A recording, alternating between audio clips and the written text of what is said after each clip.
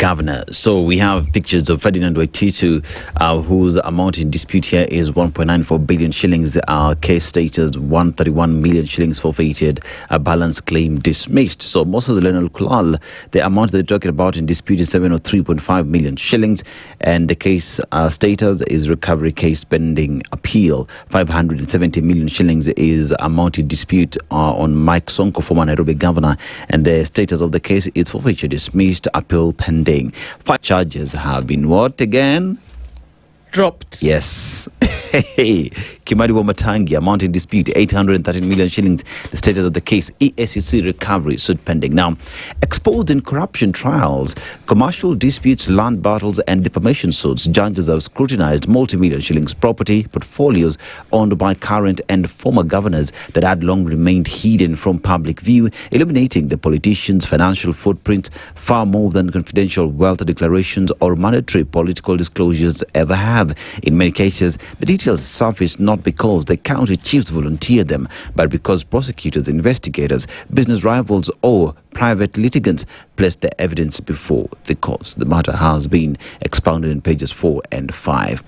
Now, there is a case here that is being asked, is it a suicide, is it an accident, or is it a murder? It is a mystery that shrouds students' fatal fall from 22nd floor. That has been expounded on page 3. And cracks in cabinet, high-stakes 2027 race exposes rifts in president top team. Iko shida pale kwa cabinet. Iko shida sana. Now that you're seeing that the office of the deputy president is being stripped some powers, especially when it comes to handling IBEC, which is the intergovernmental committee that tends to discuss allocation of funds to the counties. Yep. So you amenda kwa office of Prime Cabinet Secretary? Yes.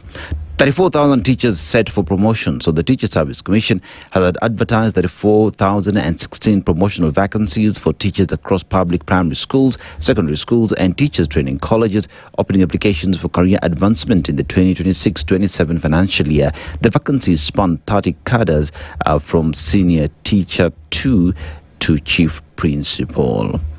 Solobi joins battle against Rironi Mau Summit Highway toll.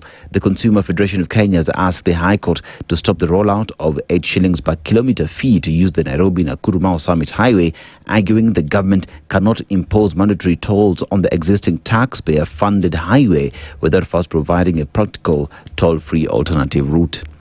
Sisi ndio tumejenga nini barabara. How do you then come to tell me that mimi mwenye nimejenga barabara nalipia barabara ndio nitumie? Wanasema haiwezekani. How Irishman's Kenyan love story ended in court battles. So Fitzpatrick says he relocated to Kenya and married Miss Muhoro after selling his inheritance in Ireland.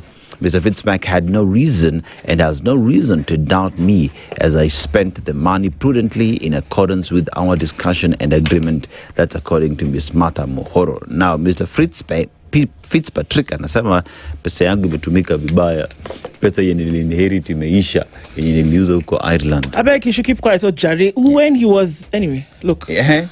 Just finish. When he was getting into it, he knew exactly what he was doing. Exactly. People shouldn't come and tell us later that, oh, you know, I was hoodwinked. Seriously? You're an adult. Thanks. Yeah. Thanks. You're an adult. Yeah. Anyone with a passport and ID, you sold inheritance. I mean, you didn't spend the money well, period. Sorry, let me ask you something. Yes. Fitzpatrick, he left America. Ireland. Ireland. Okay, yeah, Fitzpatrick is a very Irish name. Yeah. He came to Kenya. When he was leaving Ireland, had he already married, what was her name? Muhoro. Had he already married her? But they got married in Kenya. Thank you very much. Do you understand now what I'm saying? So when he was selling this property, so now his problem is that Muhoro has spent all his money. Or has finished his money. Abi? Okay. When he was leaving Ireland, they were not married. He sold everything and then came here and then married. Do you understand where I'm going with this? Yes. Okay. Yeah. Okay. So now what does he want the court to do? To give him a new brain? He wants the court to find that the money was spent in a way that he wants to recover around 25 million shillings. So anyway, mambo ya watu wawili wenye wamejifunika blanketi gubi-gubi, pana Hannah Inglia. The court will decide. Now, there's a question here that is being asked. Is it a suicide? Is it an accident or murder? Mystery shrouds student's fatal 22nd floor fall. And there is a gentleman here in the middle of all this that is being sought. So officers from Kilimani police station were on July 19th called to investigate the death of the 21-year-old Murang'a University student who had been in the company of a man.